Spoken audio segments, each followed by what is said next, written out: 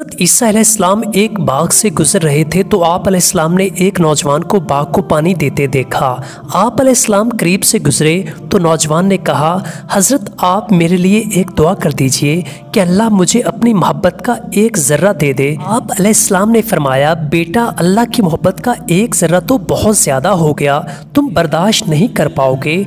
जवान ने कहा कि अगर ऐसा है तो इश्क़ इलाही का आधा ज़र्रा ही मिल जाए। हज़रत ईसा अलैहिस्सलाम ने अल्लाह से दुआ की और वहाँ से चल दिए। एक अरसे के बाद आप अलैहिस्सलाम फिर से उसी राह से गुजर रहे थे तो आप अलैहिस्सलाम को ख्याल आया कि उस नौजवान का हाल तो पूछें कि उसका क्या बना। पता चला कि वो नौजवान आपकी दुआ के बाद दीवाना होकर जंगलों में चला गया, वापस नहीं आया।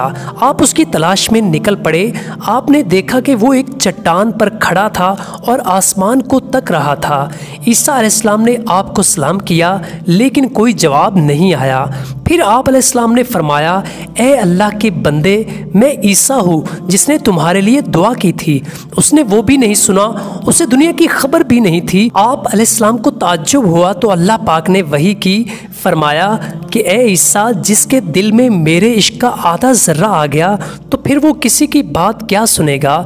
तुम इसे आवाज़ सुना रहे हो, जबकि तुम इसे सर से पाँव तक आरी से चीर भी दो तब भी इसे खबर ना होगी, क्योंकि अब ये मेरे इश्क के साथ जिंदा है।